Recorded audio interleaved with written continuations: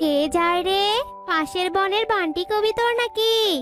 এই হলো তো, এত করে ভাবলাম আমি এই শয়তান লাউটার সামনে পড়বো না, কিন্তু তা কি করে সম্ভব? খবরদার মুখ পুরি লাউ, একদম বাজে কথা বলবি না। বাজে কথা আর কই বললাম, এখন বলবো ভাবছি। শোন, তোর জমিতে খুব শীঘ্রই জল ঢুকবে। চুপ কর হারামজাদি, এত করে বলার পরেও ওই মুখে অলক্ষণে কথা বললি, তোর আর রক্ষে নেই আজ। আহ! চুপ কর হারামজাদি, চুপ কর। উফ, আবার লাঙ্গল নিয়ে মাঠে যাচ্ছে চাষ করতে। যাও, তুমি গায়ে গদরে খেটে ফসল ফলাবে, আর পাখি প্রধান এসে তোমার সব ফসল নিয়ে যাবে। এই তুমি চুপ করো তো, একদম আগ বাড়িয়ে কোনো কথা বলবে না। দেখবে এবার আমার জমিতে অনেক ফসল ফলবে, আর আমি পাখি প্রদানের সব ঋণ শোধ করে দেব। হয়েছে হয়েছে, এমন ছেলে ভোলানো কথা বলে বউকে ভোলাতে পারবে না। তোমার যে কি মুরদ তা আমার ভালো করেই জানা আছে। হায় হায় রে, আমার কি সর্বনাশ হয়ে গেল রে। পাকা ধানি জমিতে পানিতে যে টুইটুম্বুর হয়ে গেছে। সব হয়েছে ওই শয়তান লাউয়ের জন্য। ওই লাউ যা বলে তাই ঘটে। বলছো কি বান্টি দাদা? একটা সাধারণ লাউয়ের কথায় তোমার জমিতে জল ঢুকবে কি করে? আর তাছাড়া নদীর বাঁধও তো ভেঙে গেছে। এই তো না, এই তুই আমার সামন থেকে শর্ত, তোর ওই মাথা মোটায় আমার কথা ঢুকবে না। হায় হায় রে, কত বড় সর্বনাশ হয়ে গেল রে। এভাবে বান্টি কবিতর তার জমির পাশে দাঁড়িয়ে চিৎকার করে কাঁদতে থাকে, আর টোনা আর মিতু তোতা নিজেদের জমিতে চাষ করতে থাকে। মুখ পুরি অলক্ষিনী লাউ মুখে যা বলে তাই হয়। আমার পুকুরে সব মাছ মরবে, অমনি সব মাছ মরে গেছে। আজ আমি ওই শয়তান লাউকে আজ আস্ত রাখবো না। আজ তোকে আমি কেটে টুকরো টুকরো করব। আহ, এটা তুই কি করলি? আহ, আয় হায়, এটা কি হলো? এই লাউয়ের গা থেকে তো রক্ত বেরোচ্ছে। এই লাউকে তো ভালো ঠেকছে না। ওরে বাপরে, পালা শুকিয়ে পালা। আরে বাহ টোনা, তোর হাতে জাদু আছে বলতে হয়। ভালো ফসল ফলিয়েছিস। এই মাঠে তোর মতো অন্য কারো জমিতে এত ভালো ফসল হয়নি। মানে পাখি প্রধান, সে তো ফসল ভালোই ফলেছে, কিন্তু লাভ কোথায় বলুন? আপনি সেই এসে তো সামনে দাঁড়িয়েছেন। তা তো আসবই, যত টাকা পাই তোর কাছে সেটা কি ভুলে গিয়েছিস? আরে রাজু, তুই আবার হাবার মতো দাঁড়িয়ে দেখছিস কি? যা, টোনার কাজে হাত লাগা। আর শোন, ধান কাটা হলে সব ধানগুলো নিয়ে আসবি। আচ্ছা প্রধান মশাই। এ কথা বলে রাজু টোনার সাথে ধান কাটতে শুরু করে। এরপর পাখি প্রধান চলে যায়। রাজু আর টোনা মিলে সারাদিন পরিশ্রম করে ধান কাটে, আর সব ধান রাজু ভ্যানে করে নিয়ে যায়। হায় বিধাতা, আর কতদিন, আর কতদিন এভাবে পাখি প্রধান আমার সব ফসল নিয়ে যাবে? কতদিন আমার ঋণের খানি টানতে হবে? কতদিন? আরে টোনা, এভাবে কাঁদছিস যে, ওই পাখি প্রধান কি আবারও ঋণের দোহাই দিয়ে তোর সব ফসল নিয়ে গেল নাকি? নিয়ে যাবে না আবার? টোনা নাকি পাখি প্রধানের কাছে অনেক টাকা ঋণ নিয়েছিল। বলছি কি টোনা, তুই মনে হয় এই জন্মে এত ঋণ আর শোধ করতে পারবি না। আমি বলি কি, এরকম আর ন্যাকা কন্না না করে তুই ওই অলক্ষণী লাউটার কাছে যা। তবে যদি ওই অলক্ষণী লাউ তোর বিদায়ের ঘন্টাটা বলে দিতে পারে। এই তোমরা চুপ করো তো, কাটা গায়ে একদম নুনের ছিটা দিতে আসবে না, যত সব। ওই যে মাত্র সাহেবের ঘরে ফেরার সময় হলো। তা বলি, আমি যে এতক্ষণ ধরে খাবার বেড়ে বসে আছি, সে হুঁশ কি তোমার আছে? মুখটা অমন বাংলার পাঁচ করে রেখেছো যে, কি হয়েছে বলো? কোনো কথা তো বলো। কি আর বলবো বলো বউ, পাখি প্রধান যে আবার আমার সব ধান নিয়ে গেছে। হয়েছে, এখন আর চোখের জল নাকের জল একাকার করে কি লাভ বলো? আমি জানতাম এমনই হবে। তুমি গায়ে গতরে ফসল ফলাবে, আর পাখি প্রধান এসে সব ফসল নিয়ে যাবে। বলি কি, ওই জমি আঁকড়ে রেখে চাষাবাদ করে কি লাভ? এর থেকে ভালো তুমি এসব বাদ দিয়ে সন্ত্রাসী হয়ে যাও। যত সব, ভাল লাগে না। হয়েছে হয়েছে, থাক, আর কথা শোনাতে হবে না। বাইরে প্রতিবেশীদের কথা শুনতে শুনতে ঘরে এলাম, এখন আবার তুমি কথা শোনাচ্ছ? আমি থাকবো না আর এই বাড়িতে, আমি থাকবো না। আমি যাচ্ছি ওই লাউয়ের কাছে। হ্যাঁ হ্যাঁ, যাও যাও, তোমার দৌড় আমার ভালো মতোই জানা আছে। যত সব। এই তো লাউয়ের দেখা পেয়ে গেছি, কিন্তু এ কি? লাউয়ের গায়ে এমন কাটার দাগ কেন? আহারে! এতদিন তো সবাই আমাকে মুখ পুরি বলে আঘাতই করেছে, কিন্তু তুমি আমাকে কেন আমার সেবা করলে? এখন যদি আমি কোনো অশুভ কথা শুনিয়ে দেই? দিলে দাও, আমি তো তোমার অশুভ কথা শুনতেই এখানে এসেছি। আমার জীবনে তো শুভ বলতে আর কিছু নেই। আমার জমির সব ফসল নিয়ে গেছে পাখি প্রধান মশাই, আর আমি তো ঠাট্টার পাত্র হয়ে গেছি। তাই বলে তুমি কি হাল ছেড়ে দেবে? সামান্য ব্যাপারে হতাশ না হয়ে পরিশ্রম চালিয়ে যাও। পুনরায় ফসল ফলাও জমিতে, তবেই না সফলতা আসবে। তুমি তো জানোই পরিশ্রম সফলতার পূর্ণ শব্দ। কি তুমি ফসল চাষ করতে বলছো? তবে সবার কথা উপেক্ষা করে আমি ফসল চাষ করব। এবার যদি প্রধান মশাইয়ের ঋণ শোধ হয়। তোমার কথা শুনে খুব খুশি হলাম, তবে সাবধান, তোমার জমিতে পোকার উপদ্রব বাড়বে, যথাযথ ব্যবস্থা নিবে কেমন? সাবধান করে বড্ড উপকার করলে গো, এবার তাহলে আমি চলি। এরপর টোনা সেখান থেকে চলে যায়। আর সবকিছু ভুলে টোনা পুনরায় তার জমিতে চাষ করে আর জমিতে ফসল রোপণ করে। আর এরপরই বেশ কিছুদিন কেটে যায়।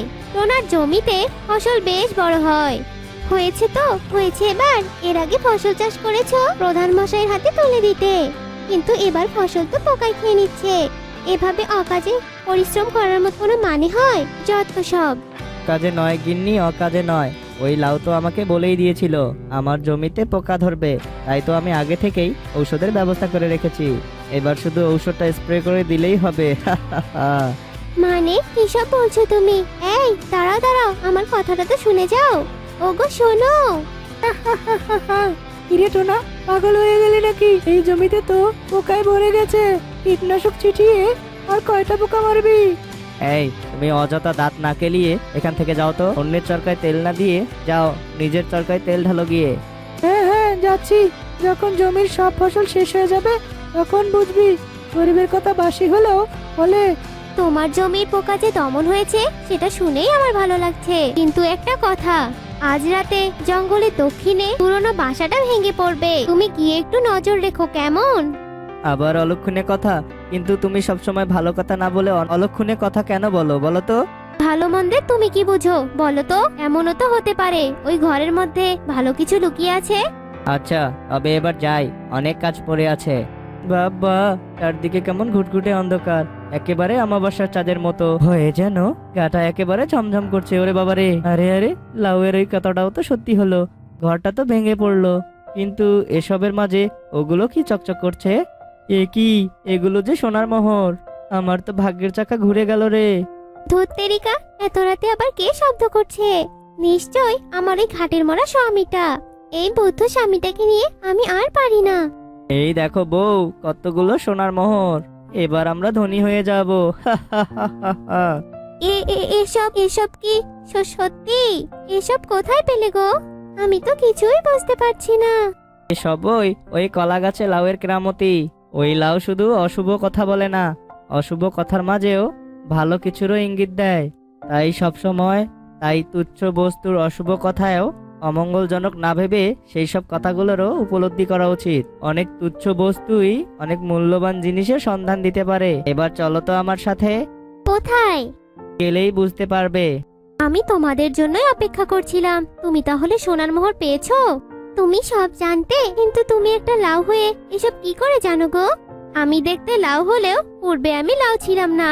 আমিও তোমাদের মতো পাখি ছিলাম। আমার নাম ছিল মিনু। আমাদের বনে ছিল একটা পরী, আর ওই পরীর ডানা দেখে আমার খুব হিংসে হয়েছিল।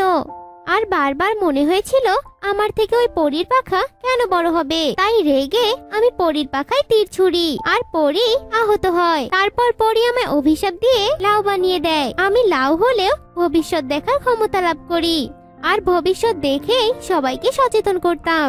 আর আমার কথা শুনে টোনা উপকৃত হয়েছে। এবার আমার মুক্তি মিলবে, কারণ আমার মুক্তির শর্তই ছিল অন্যের উপকার করা। এ কি, এটা তো সত্যি পাখি। তবে এটা সত্যি, তুমি আমাদের অনেক উপকার করেছো।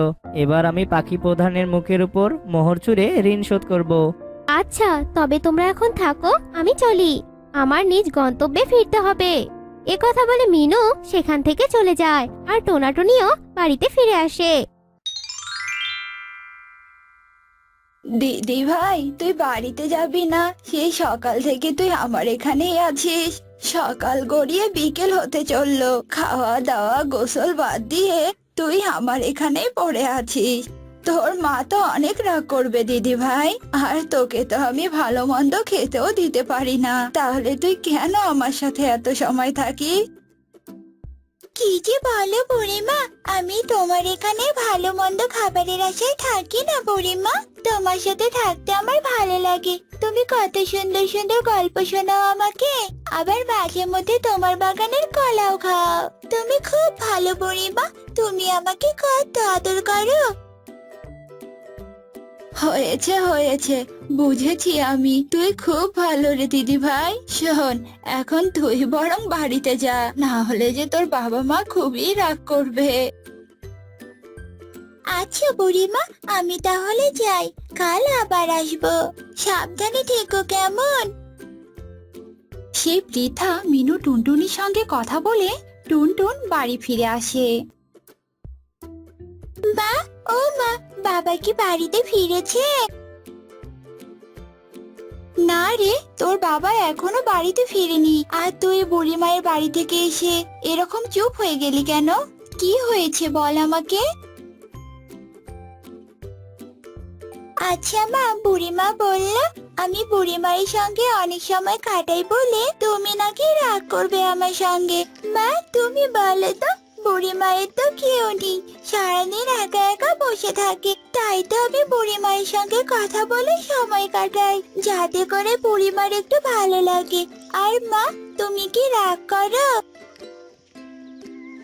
না রে মা, রাগ করবো কেন? বুড়ি মায়ের তো কেউ নেই, আর তুই যে বুড়িমাকে এত ভালোবাসিস, বুড়িমার খেয়াল রাখিস, এটাই তো অনেক রে মা। টুনটুন, মা টুনটুন, কোথায় তোরা? তাড়াতাড়ি বাহিরে আয়, দেখ তোদের জন্য কত কি নিয়ে এসেছি। বাবা তুমি চলে এসেছো? মা দেখো দেখো, বাবা কত খরচ নিয়ে এসেছে। কি ব্যাপার গো, আজ হঠাৎ এত খরচ করে নিয়ে এসেছো যে? হ্যাঁ গো গিন্নি, আজ কাজ করে একটু বেশি টাকা পেয়েছিলাম, তাই ভাবলাম একটু বেশি করে বাজার নিয়ে আসি। মা দেখো দেখো, বাবা দুধ নিয়ে এসেছে। মা তুমি আজকে তাহলে রুটি বানাবে, আমি দুধ আর কলা দিয়ে রুটি খাবো মা, আমার খুব ভালো লাগে খেতে। কিন্তু মা, আমার কাছে যা টাকা ছিল তা দিয়ে তো আমি বাজার করে ফেলেছি, আর আমি তো কলা নিতেই ভুলে গেছি মা, আমার কাছে তো এখন টাকাও নেই, আমি কলা কোথায় পাবো বল? বাবা তুমি কোনো চিন্তা করো না, বুড়িমা আমাকে রোজ কলা খেতে দেয়। শুনেছি বুড়িমার নাকি উত্তরে জঙ্গলে একসাথে জমিতে কলার বাগান আছে। আমি বুড়িমার কাছে দৌড়ে গিয়ে কলা নিয়ে আসি, আমি কলা চাইলে বুড়িমা নিশ্চয়ই আমাকে কলা দিবে। এসব বলে টুনটুন বৃদ্ধার কাছে কলা চাইতে যায়। বুড়িমা বুড়িমা, ও বুড়িমা, আমাকে কিছু কলা দেবে গো? তুই কলা নিবি দিদি ভাই, কিন্তু ঘরে যে কোনো কলাই নেই এখন। চল আজ না হয় তোকে নিয়ে কলা বাগানেই যাই। সত্যি বুড়িমা, তুমি আমাকে নিয়ে কলা বাগানে যাবে? হ্যাঁ রে দিদি ভাই, সত্যি, চল তবে। কলা বাগানে যাওয়ার কথা শুনে টুনটুন ভীষণ খুশি হয়, আর অনেক আনন্দের সাথে বৃদ্ধা মিনু টুনটুনি কলা বাগানে যায়। সেখানে গিয়ে তো টুনটুন ভীষণ অবাক হয়ে যায়, কেননা কলা বাগানের কলা গাছগুলোতে কলা ছাড়াও আরো 3 রকমের ফল ধরা ছিল, আম, জাম আর ড্রাগন ফল। আচ্ছা বুড়িমা, তুমি তো আমাকে এই কলা বাগানের অনেক গল্প শুনিয়েছো, কিন্তু কখনো তো কলা গাছের 3 ফলের কথা শোনাওনি। টুনটুনের এমন কথা শুনে বৃদ্ধা অনেক হাসতে থাকে। দিদি ভাই, এত কিছু না ভেবে অন্য গাছগুলোতে তো কলা ধরা আছে, তুই বরং ওখান থেকে কলা ছিঁড়ে নে। তারপর টুনটুন বৃদ্ধা মিনুর কথা মতো কলা গাছ থেকে কলা ছিঁড়ে নেয়। অবাক হওয়ার কিচ্ছু নেই দিদি ভাই, তুই বরং এখন বাড়িতে যা, কাল যখন তুই আসবি তখন তোকে কলা গাছের 3 ফলের রহস্যের কথা জানাবো, কেমন? তারপর টুনটুন বাড়িতে ফিরে আসে। পরের দিন সকালে টুনটুনের বাবা কাজে যায়, আর টুনটুনও বৃদ্ধার কাছে যায় 3 ফলের রহস্য শোনার জন্য।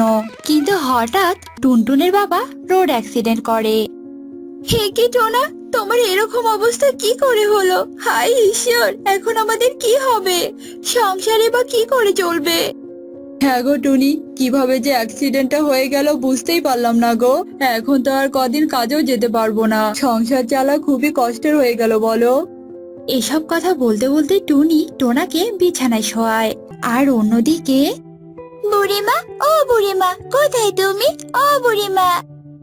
কি রে দিদি ভাই, তুই এত সকাল সকাল যে? হ্যাঁ গো বুড়িমা, জানো তো রাত্রে একটুও ঘুমাতে পারছিলাম না, আর আমার মনে হচ্ছিল কখন তোমার কাছে এসে তিন ফলের কথা জানতে পারবো। বলো না বুড়িমা, আমাকে ওই গল্পটা শোনাও না, কলা গাছে কি করে তিন ফল হলো। আচ্ছা আচ্ছা বাছা, এত অধৈর্য হোস না। আচ্ছা শোন, অনেকদিন আগের কথা, রূপপুর জঙ্গলে এক জাদুকর রাজা ছিল।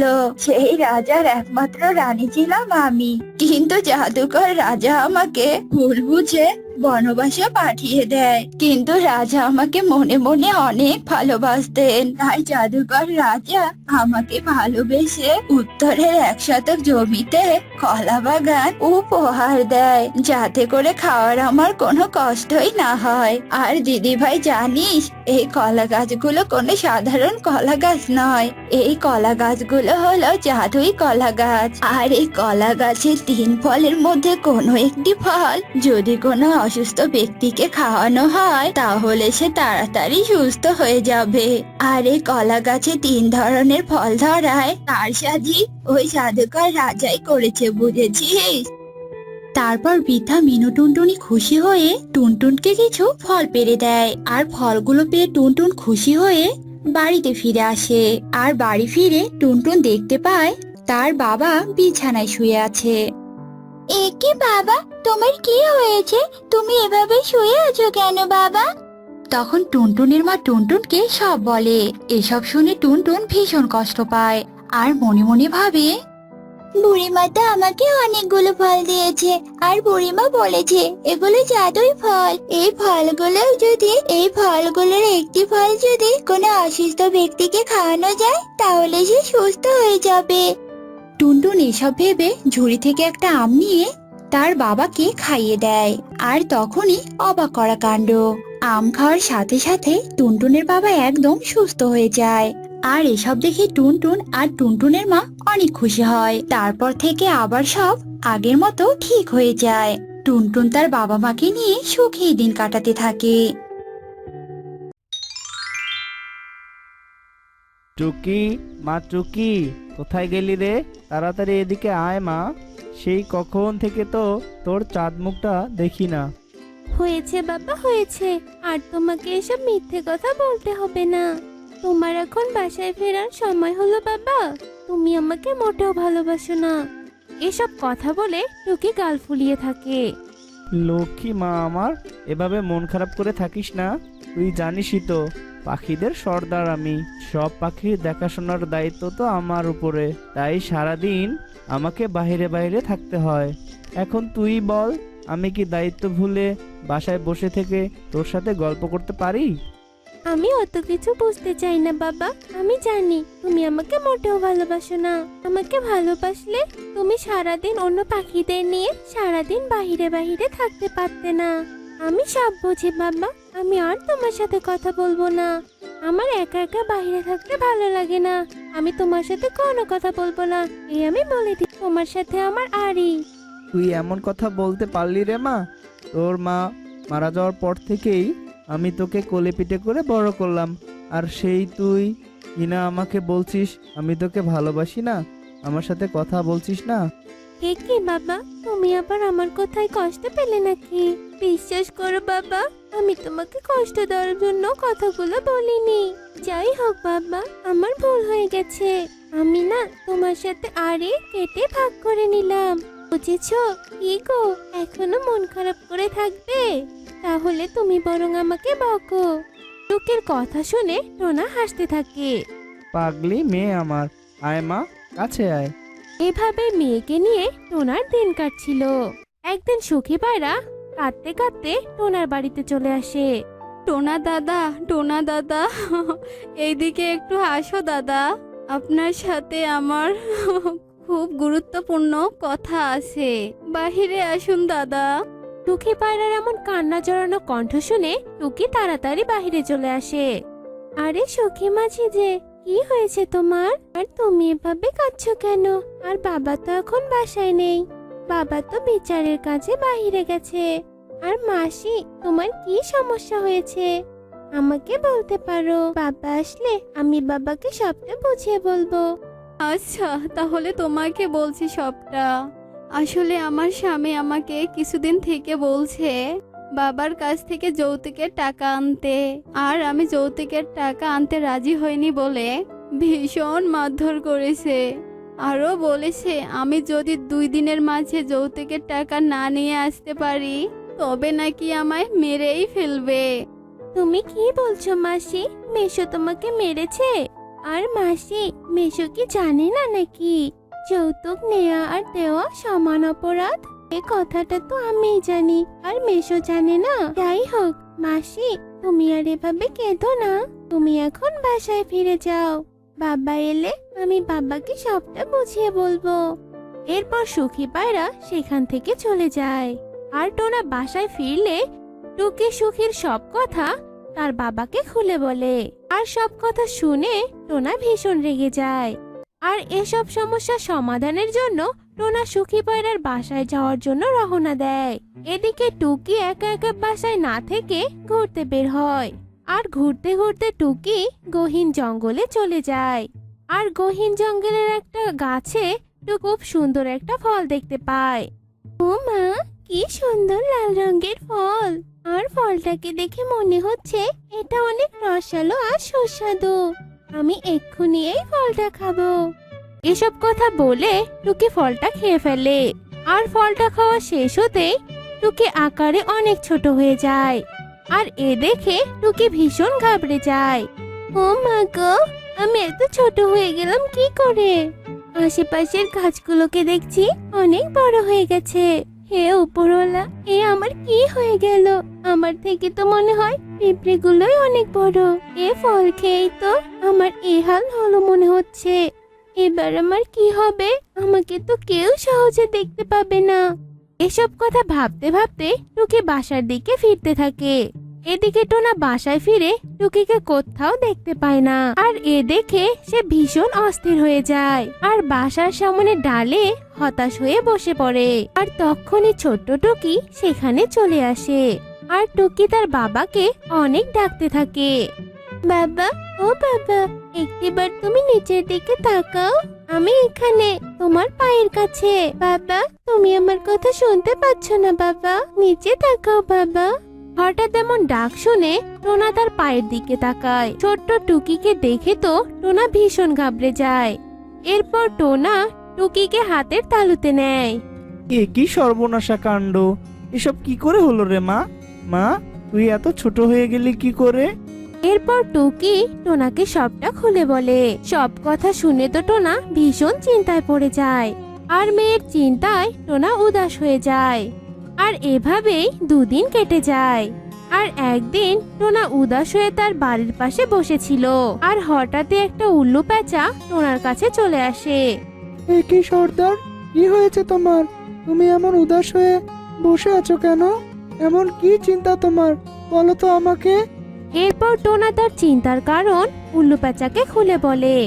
আর এসব কথা শুনে উল্লু পেঁচা বলে, ও, এই ব্যাপার। ধুর সর্দার, তুমি এত ভেবো না তো। আমি জানি এর সমাধান কি। এই জঙ্গল পেরিয়ে মানুষ নদীর তীরে একটা অদ্ভুত কলা গাছ আছে। যে কলা গাছে কলা না, গোলাপ ধরে আছে। ওই গোলাপটা এনে যদি তোমার মেয়ের গায়ে ছোঁয়াতে পারো, তাহলেই তোমার মেয়ে স্বাভাবিক আকারে ফিরে আসবে। বুঝেছো? এসব কথা বলে উল্লু পেঁচা সেখান থেকে চলে যায়। আর উল্লু পেঁচার কথা মতো কলা গাছ থেকে গোলাপ আনার জন্য রওনা দেয়। এত দূরের পথ যেতে যেতে টোনা ভীষণ ক্লান্ত আর ক্ষুধার্ত হয়ে পড়ে। আর সে জঙ্গল থেকে কিছু ফল সংগ্রহ করে খাওয়ার জন্য। আর ঠিক তখনই তার সামনে একটা ক্ষুধার্ত শালিক আসে। ওহ, বড্ড খিদে পেয়েছে। তুমি আমাকে এই ফলগুলো খেতে দেবে গো? আমি 2 দিন থেকে যে কিছু খাইনি, আর কোথাও ফল খুঁজে পাচ্ছি না। দেবে খাবার? এরপর টোনা শালিককে ফলগুলো দিয়ে দেয়। এভাবেই গোলাপ আনার পথে টোনা অনেক পরীক্ষার সম্মুখীন হয়। আর সব পরীক্ষায় টোনা সততা আর নিষ্ঠার সাথে উত্তীর্ণ হয়। অবশেষে টোনা সেই নদীর ধারের কলা গাছের সামনে চলে আসে। যাক, অবশেষে আমি এই কলা গাছের সামনেই চলে এলাম। আর সত্যিই তো এই কলা গাছে গোলাপ ধরা আছে। কলা গাছেই গোলাপ, কারণ আমি যে মায়াবী কলা গাছ। যাই হোক, তুই যে আমার কাছে আসার পথে সব পরীক্ষার সম্মুখীন হয়েছিস সবই আমার সাজানো ছিল। তবে তুই অনেক সৎ, তাই সব পরীক্ষায় উত্তীর্ণ হয়েছিস। এবার এই গোলাপটা নিয়ে যা তো, আর তোর সমস্যার সমাধান কর। এরপর টোনা সেই গোলাপটা নিয়ে বাসায় ফিরে যায় আর ছোট্ট টুকির শরীরে গোলাপটা ছোঁয়ায়, আর সাথে সাথে টুকি স্বাভাবিক হয়ে যায়, যা দেখে টোনা অনেক খুশি ছিল। এরপর বাবা ও মেয়ে সুখে শান্তিতেই দিন কাটায়।